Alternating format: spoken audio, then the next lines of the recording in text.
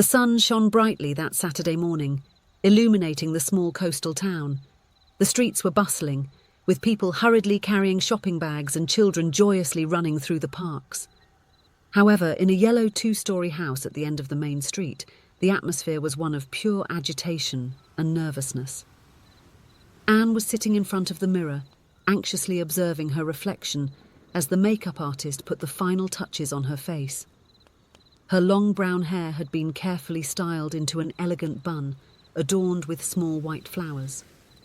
The wedding dress, a simple yet charming model, embraced her curves delicately. Beside her, her mother was nervously adjusting the veil, trying to hide the tears of emotion that threatened to fall. "You look absolutely stunning, dear," said the mother, kissing her daughter's cheek affectionately. Anne smiled, but her green eyes reflected a mixture of happiness and concern. She couldn't help thinking about everything that had happened in the last few weeks. The wedding, originally planned for 6 months ahead, had to be rushed when they learned that Peter's father, George, was seriously ill. Peter and Anne had met 3 years ago during a book fair in the city. He was a young literature teacher with piercing blue eyes and a captivating smile that immediately attracted Anne's attention. She, in turn, was a talented photographer, always seeking to capture beauty in the simplest details of life. The love between them blossomed quickly, fueled by long conversations about movies, seaside walks, and cosy dinners prepared by Peter, who was surprisingly an excellent cook.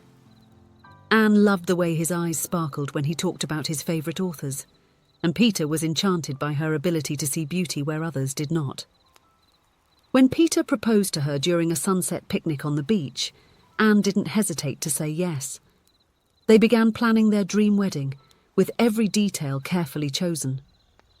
Anne had always dreamed of marrying in the old stone church in the centre of the town, with its imposing architecture and colourful stained glass windows.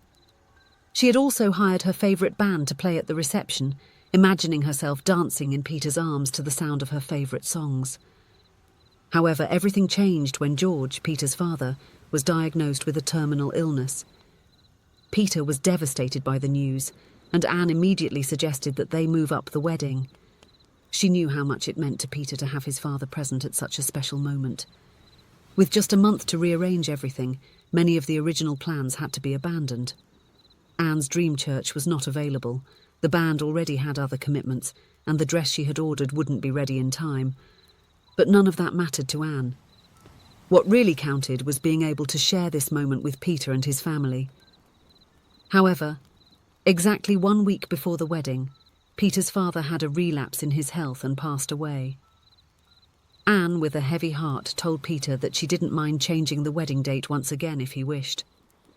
But Peter, despite the deep sadness, insisted that she had already given up many things for him, and they should keep the date as planned. As she prepared for the big day, Anne couldn't help but feel a pang of sadness when thinking of George. He had always treated her like a daughter, welcoming her with open arms into the family. His funny stories and wise advice had become an important part of her life.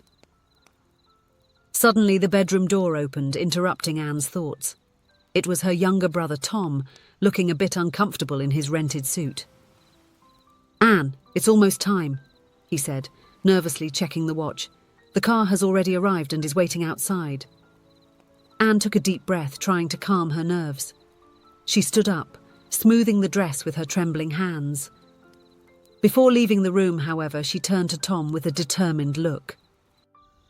"Tom, I need you to do something very important for me," she said, her voice low and urgent. Tom looked at her with curiosity. "Sure, sis. What do you need?" Anne quickly explained her request, leaving Tom visibly confused.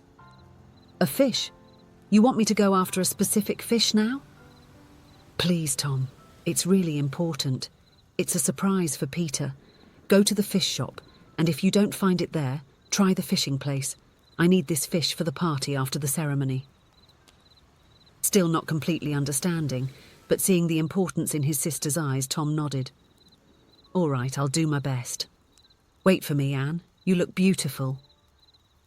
With a final hug to his sister, Tom left the room to begin a search for a fish as Anne had specified.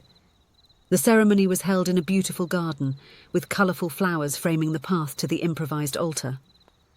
When Anne began to walk towards Peter, all the guests were breathless. She was radiant, her smile lighting up the whole place. Peter waited at the altar, his blue eyes shining with restrained tears. He looked incredibly elegant in his dark suit, but what stood out the most was the expression of pure love and adoration on his face as he watched Anne approach. Upon reaching the altar, Anne noticed the empty chair in the front row where George should have been seated. She gently squeezed Peter's hand, offering silent comfort. Despite the sadness over her father's absence, Peter smiled at her, his eyes conveying gratitude and love. The ceremony was simple but deeply moving. When they exchanged vows, there wasn't a dry eye among the guests. The words of Peter and Anne, full of promises of eternal love and mutual support, touched the hearts of everyone present. After being declared husband and wife, Peter and Anne sealed their union with a passionate kiss, while the guests applauded enthusiastically. The couple walked back down the aisle, now as Mr. and Mrs. Sullivan, their faces radiant with happiness. The reception was held in a charming hall decorated with white flowers and soft lights. The guests enjoyed themselves, dancing and celebrating the love of the young couple. Peter and Anne mingled with the guests, thanking everyone for their presence and sharing moments of joy. As the night progressed, the time for speeches arrived. Friends and family took turns at the microphone, sharing funny stories and touching moments about the couple. When it was Anne's turn to speak, she discreetly signalled to Tom, who immediately left the hall. Anne stood up, her voice slightly trembling with emotion. "Peter, my love," she began, "I have no words to express how much you mean to me.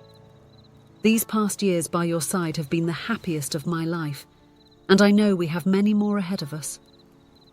She paused, looking directly into Peter's eyes.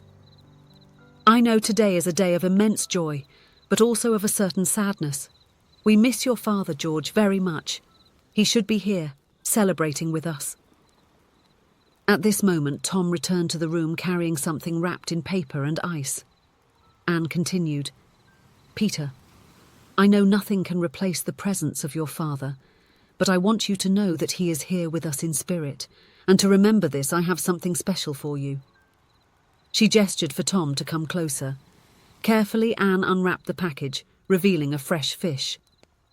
The guests exchanged confused glances, not understanding the meaning of that unusual gesture.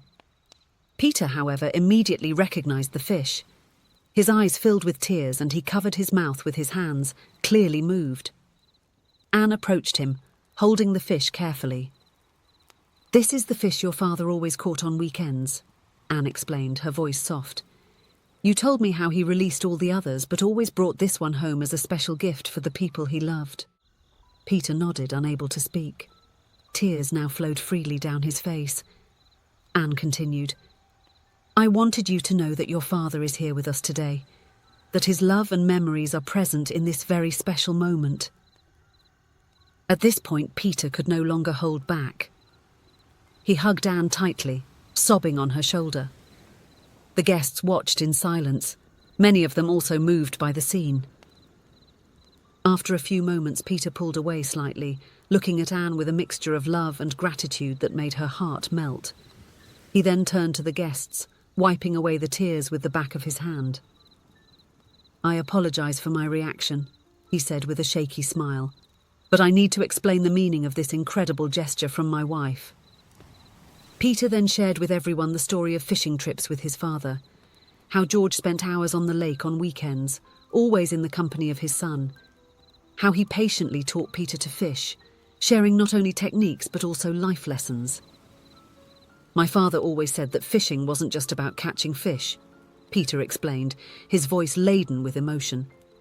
"It was about patience, about appreciating the moments of silence, about respecting nature." He continued, describing how George always released the fish he caught, with the exception of one particular species, precisely the fish that Anne had managed to get for the occasion. "When we caught this fish, my father was especially happy," said Peter. "He used to say it was a blessed fish, bringing luck and love.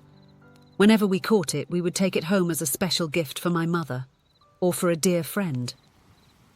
Peter looked at Anne, his eyes overflowing with love. The fact that Anne remembered this story and made such an effort to bring this fish today means more to me than she could imagine. It's as if my father is here blessing us with his love. The guests, now understanding the meaning behind the gesture, applauded emotionally. Many of them approached to embrace Peter and Anne, sharing words of comfort and admiration. The rest of the night passed in a joyful and emotional atmosphere. Peter and Anne danced together, their bodies moving in perfect harmony to the sound of the music. As they twirled around the dance floor, they spoke in low voices, reminiscing about special moments from their relationship and making plans for the future. "I can't believe you remembered the story about the fish," Peter said, gently kissing Anne's forehead. Anne smiled, snuggling closer into her husband's arms. "I remember everything you tell me, my love, especially the things that are important to you." Peter pulled her closer, his eyes shining with love and gratitude. "You're amazing. You know that? I don't know what I did to deserve someone as wonderful as you." "We deserve each other," replied Anne, lovingly touching Peter's face. "And we will build a wonderful life together, full of love and special memories." As the night came to an end, Peter and Anne said goodbye to the guests, thanking everyone for sharing this very special moment. They left amidst a shower of rice and rose petals, ready to start their new life as husband and wife. As the car drove them away, Peter held Anne's hand, bringing it to his lips for a soft kiss. "Thank you," he said simply, his voice filled with emotion. Anne smiled, resting her head on Peter's shoulder. "For what?" "For everything," he replied. "For being you, for loving me, for understanding what truly matters, for bringing my father into our wedding in such a special way." Anne squeezed Peter's hand, feeling her heart overflow with love. "Always, my love. Always." And somewhere, Peter was sure, his father was smiling, blessing their union and their love with the same affection he always showed in life. The special fish, a symbol of George's love, had marked the beginning of this new journey, reminding them that true love, just like the best memories, never really dies.